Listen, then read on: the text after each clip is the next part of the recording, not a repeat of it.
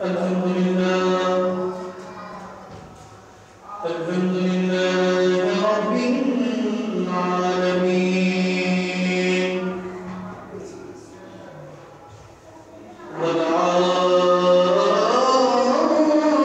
والعاقبة للمتقين الصلاة والسلام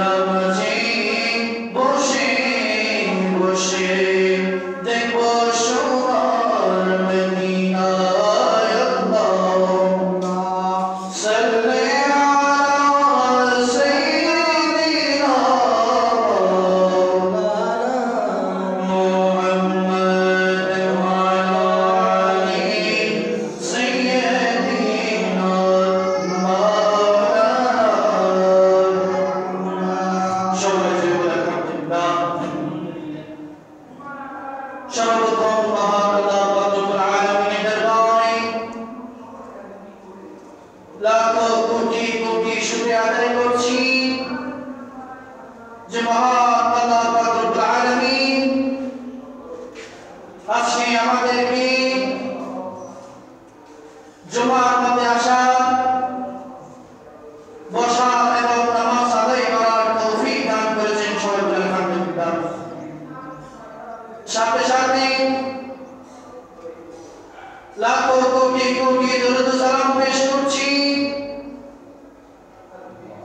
সরকারে কায়নাত দো জাহানের বাদশা নবী মুহাম্মদ রাসূলুল্লাহ সাল্লাল্লাহু আলাইহি ওয়াসাল্লামের রওজা আকদাসের মধ্যে দুরূদ ও সালামের শুকরানা আদায় সাল্লাল্লাহু আলাইহি ওয়াসাল্লাম এবং সাথে সাথে শুকরিয়া আদায় করছি শিফার ইলাহি দরবারে, যার ভালোবাসার মধ্যে দিয়ে, যার পছন্দের মানুষের মধ্যে দিয়ে আমরা বাংলা জমিনের মধ্যে ইসলাম পেয়েছি। সেই ইসলামে বাবা শুকর গুজারিশ একমাত্র মহান আল্লাহ পাক রব্বুল আলামিন। তো সেই শুকরানা আদায়ের সবাই বলে আলহামদুলিল্লাহ। গতবার জুমার মধ্যে মহান আল্লাহ পাক রব্বুল আলামিন আমাদেরকে নামাজের বিষয়ের মধ্যে, আমি গত জুমার মধ্যে বলেছি ইনশাআল্লাহ এই জুমার মতো নামাজের ফজাইল ইনশাআল্লাহ আলোচনা করা হবে। ওমা তৌফিক ইল্লা বিল্লাহ তাআলা। তো মহান আল্লাহ পাক রব্বুল আলামিন আমাদেরকে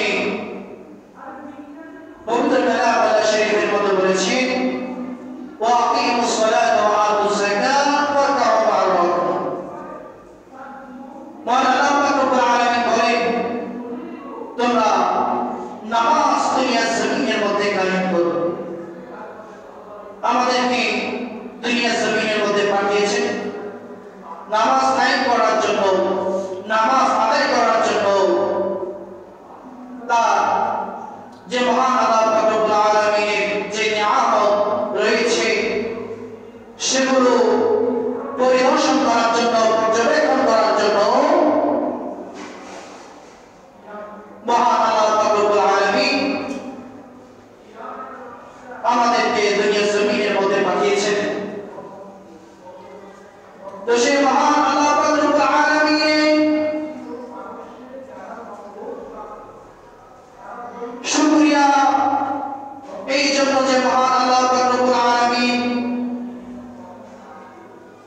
আমাদেরকে পাঠিয়েছেন ঠিকই, কিন্তু আমরা মহান আল্লাহ পাক রব্বুল আলামিনের শুকর গুজারিশ করার জন্য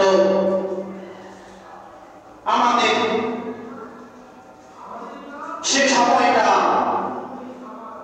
আমরা খুঁজে পাচ্ছি না, বা সেই সময়টা আমরা মহান আল্লাহ পাক রব্বুল আলামিনকে দেওয়ার জন্য, মহান আল্লাহ পাককে পাওয়ার জন্য, ওনাকে উপলব্ধি করার জন্য আমরা সেই চেষ্টাও করছি না দুনিয়ার জমিনের মধ্যে। আমরা কিভাবে মহান আল্লাহ পাক রব্বুল আলামিনের গুজারিশ করব? বর্তমান সময় আরো কিছু লক্ষ্য করা যায় যে আমরা গতকালকে অনেক জায়গায়, অনেক স্থানে 31st নাইট পালন করা হয়েছে। তারা দুনিয়ার জমিনের মধ্যে যে জিনিসটা আমাদের জন্য পালনীয় নয়, যেটা আমাদের জন্য ইসলাম সমর্থন করে না, সমর্থন দেয় না, সেই জিনিসগুলো নিয়ে আমরা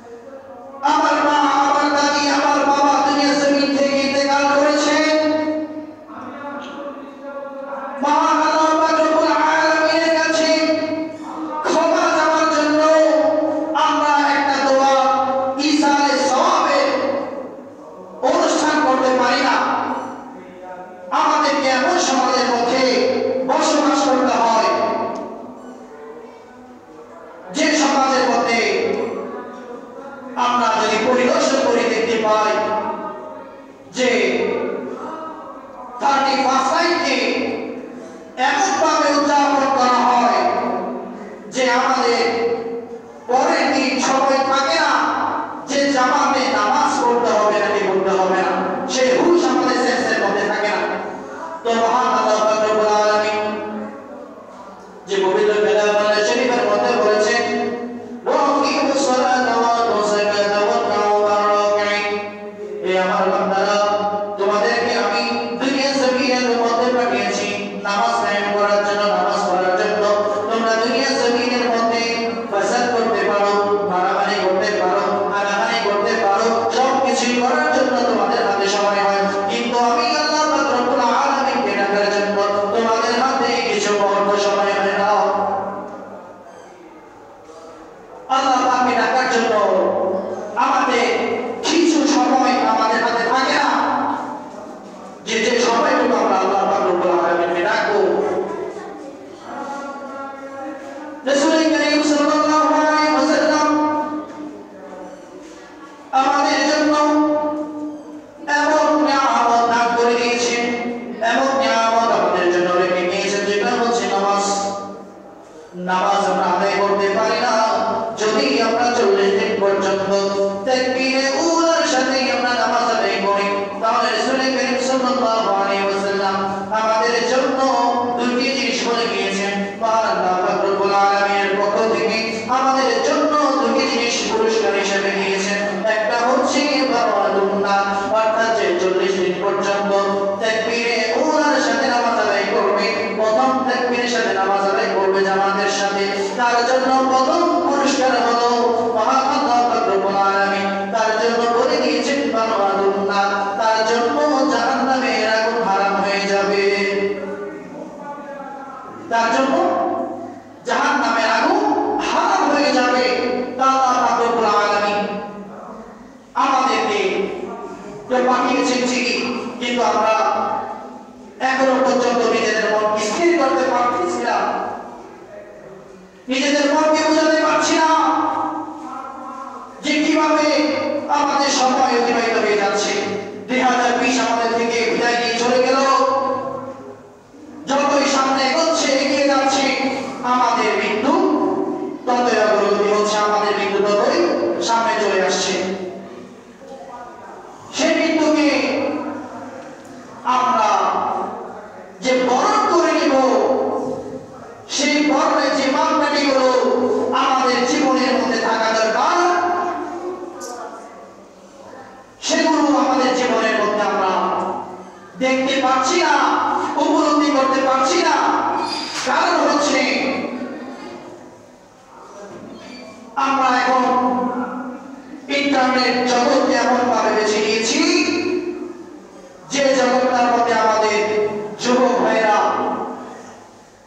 যুবতী বোনেরা, বর্তমানে মারা বাবা এমন ভাবে আকৃষ্ট হয়ে গিয়েছে যে বর্তমানে দেখা যায় যুবক যারা বাবারা আছেন তারা পাবজি গেমের মধ্যে ব্যস্ত হয়ে গেছে। হে যুবক ভাইরা, তোমাদেরকে উদ্দেশ্য করে বলবো, তোমরা তোমাদের সময়কে যেভাবে অতিবাহিত করছো, তোমরা তোমাদের সময়কে যেভাবে নষ্ট করছো, সেই সময়টা যদি মহান আল্লাহ পাক রব্বুল আলামিনের সান্নিধ্যের জন্য, মহান আল্লাহ পাক রব্বুল আলামিনকে পাওয়ার জন্য, মহান আল্লাহ পাক রব্বুল আলামিনের ইবাদত করার জন্য তোমরা যদি তোমাদের সময়কে অতিবাহিত করতে, যে সময়টা তুমি পাবজি খেলছো, সেই সময়টা যদি তোমার হাকিমের প্রতি, আল্লাহর প্রতি, আল্লাহকে পাওয়ার প্রতি যদি মনোনিবেশ করতে, তাহলে দেখতে তোমাদের যে দোয়া, তোমাদের যে ইবাদত, তা মহান আল্লাহ পাক রব্বুল আলামিন যে কোনো মুহূর্তের মধ্যে কবুল করে নিতেন। তো যারা যুবক ভাইয়েরা আছেন তাদেরকে বিশেষ উদ্দেশ্য করে বলবো যে আপনারা নামাজের মধ্যে আসা এবং তাকবীরে উলার সাথে নামাজ আদায় করা, যে মহান আল্লাহ পাক রব্বুল আলামিন আমাদেরকে 40 দিন পর্যন্ত তাকবীরে উলার সাথে যদি জামাত আদায় করি, যে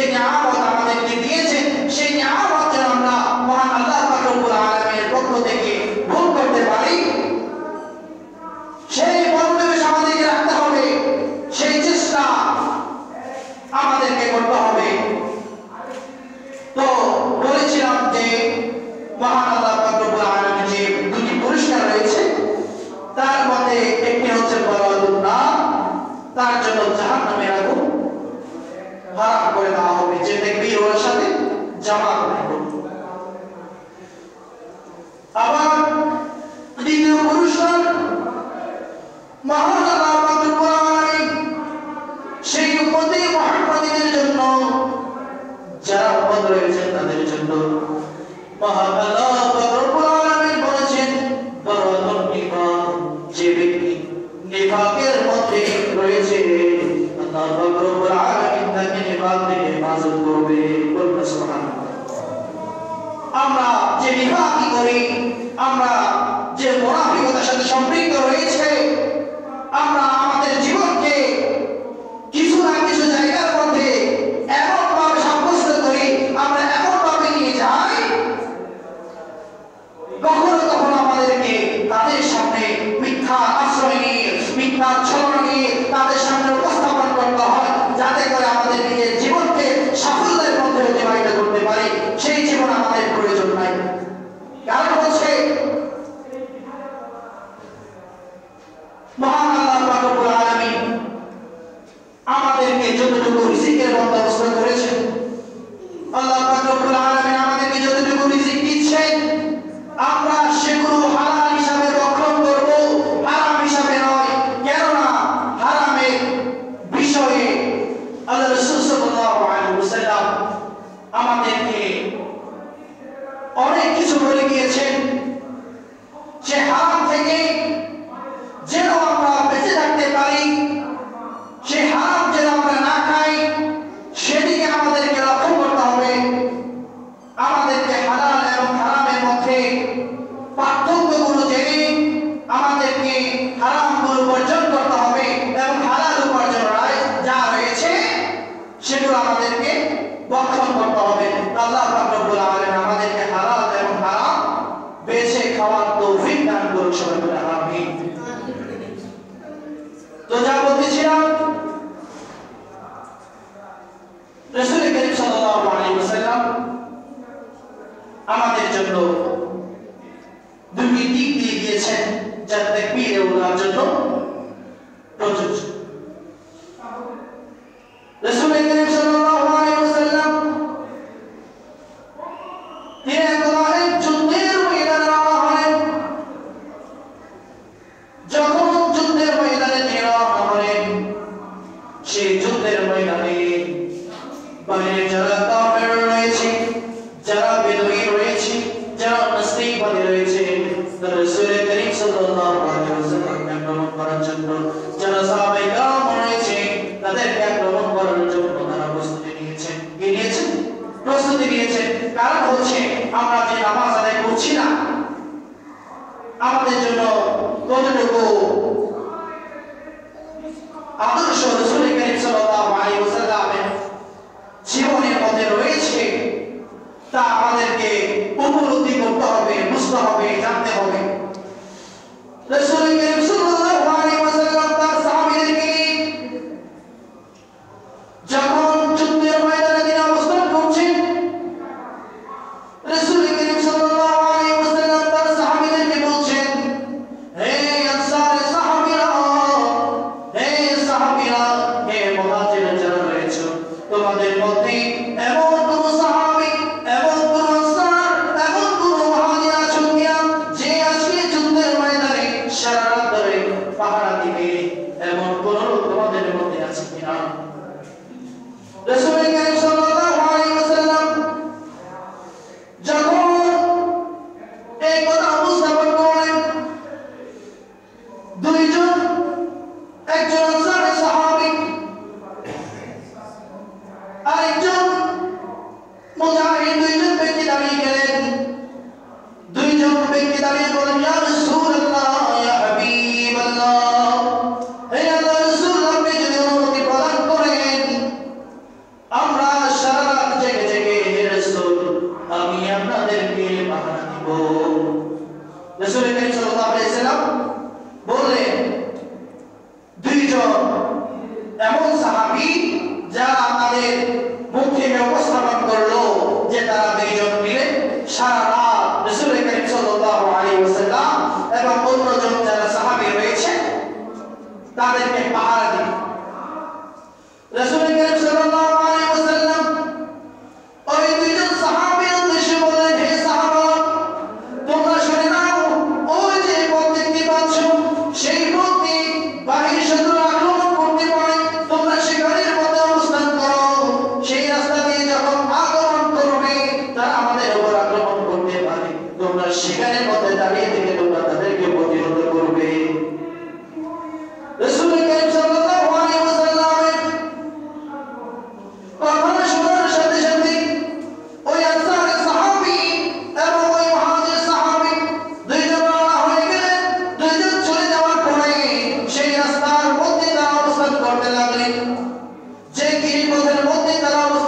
লাগলেন সেটাই ছিল একটা পথ, যে পথটি রাসূল করিম সাল্লাল্লাহু আলাইহি ওয়াসাল্লামকে মারার জন্য এবং সাহাবীদেরকে মারার জন্য কাফের যারা রয়েছে তারা উদ্দেশ্য করে সেই পথটি আসবে।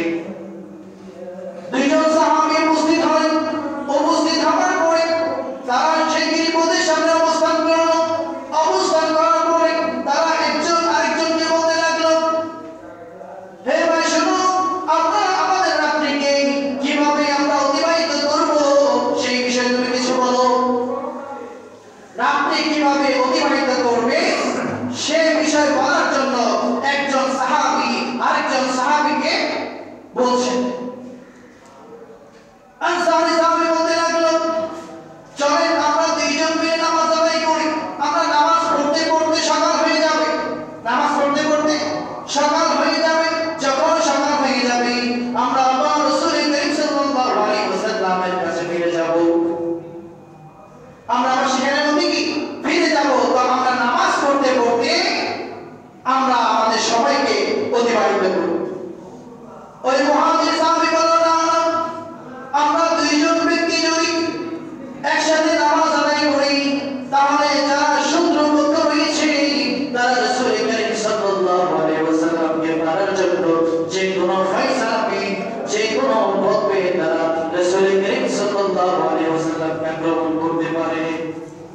তো দুইজন নামাজ আদায় করা যাবে না, একজন নামাজ আদায় করবো আরেকজন কি পথে পাহারা দিবে। দুইজন সাহাবী যখন একজন আরেকজনের সাথে কথা বলতে লাগলো, দুইজনের সিদ্ধান্ত উপনীত হলেন যে একজন রাতের প্রথম অংশের মধ্যে নামাজ আদায় করবেন। তারা নামাজ আদায় করতে করতে পরের রাতের পরের অংশের মধ্যে আরেকজন সাহাবী নামাজ আদায় করবে। রাতের একটা ভাগ একজন সাহাবী নামাজ আদায় করবে আর আরেকটা ভাগ আরেকজন সাহাবী নামাজ আদায় করবে।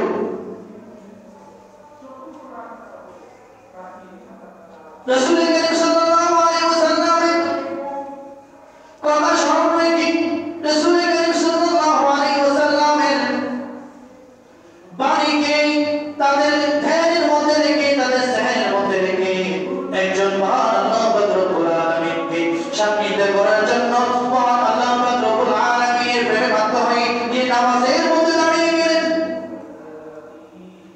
তিনি যখন নামাজ আদায় করতে লাগলেন রাতের প্রথম অংশের মধ্যে তিনি তার নামাজ সমাপ্ত করে নিলেন। রাতের প্রথম অংশে তিনি নামাজ পড়তে পড়তে পড়তে পড়তে তিনি রাতের প্রথম অংশ নামাজের মধ্যে দিয়ে সমাপ্ত করলেন। আরেকজন সাহাবী তিনি রাতের দ্বিতীয় অংশ নামাজ আদায় করবেন। তিনি নামাজের জন্য দাঁড়িয়ে গেলেন। যখন দাঁড়িয়ে গেলেন দ্বিতীয় সাহাবী তিনি নামাজ পড়তে পড়তে এমন সময় অতিবাহিত হলো যখন রাতের শেষ পর্যায়ে চলে এসেছে। যখন রাতের কি শেষ পর্যায়ে চলে এসেছে ওই মুহূর্তে দুইজন সাহাবী এমন ভাবে মহান আল্লাহ পাক রব্বুল আলামিনের প্রেমে মাতোয়ারা হয়ে গেলেন যে একজন সাহাবী দাঁড়িয়ে নামাজ পড়ছে আর আরেকজন সাহাবী পবিত্র কোরআন তেলাওয়াত করছে, বলতে সুবহানাল্লাহ। একজন নামাজ আদায় করছে আরেকজন কোরআন তেলাওয়াত করছে।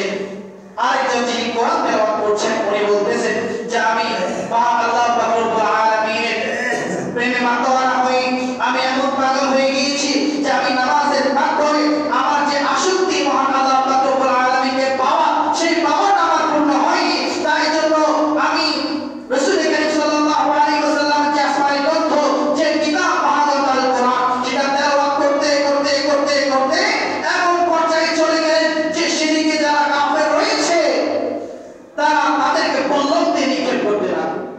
কি দিয়ে? বল্লম দিয়ে নিক্ষেপ করতে লাগলো। যখন বল্লম দিয়ে নিক্ষেপ করতে লাগলো তাদের এতটুকু কষ্ট হয়নি, এতটুকু উপলব্ধি হয়নি যাদেরকে বল্লম মারা হয়েছে।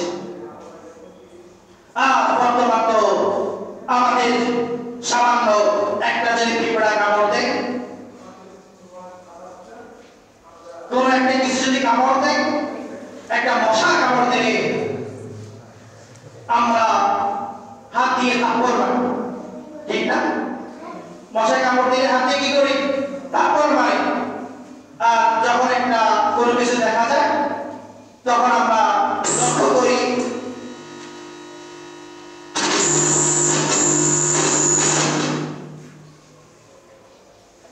যে ওগুলো আমাদেরকে কামড়াচ্ছে তা আমরা একটু সরিয়ে দিই না সেটা আমাদেরকে লক্ষ্য করতে হচ্ছে কিন্তু আমরা যদি যারা সাহাবী রয়েছে যারা তাবিঈ রয়েছে তাদের জীবন যদি আমরা উপলব্ধি করি তাদের জীবন যদি আমরা বুঝতে চাই তাদের জীবনকে যদি আমরা লক্ষ্য করি তাহলে দেখতে পারবো যে তারা তাদের জীবনকে এমন ভাবে অতিবাহিত করেছেন এমন ভাবে নিয়ে গিয়েছেন যে তাদেরকে বল্লম মারা পরেও তারা উফ পর্যন্ত শব্দটা তাদের মুখ দিয়ে বের হয়নি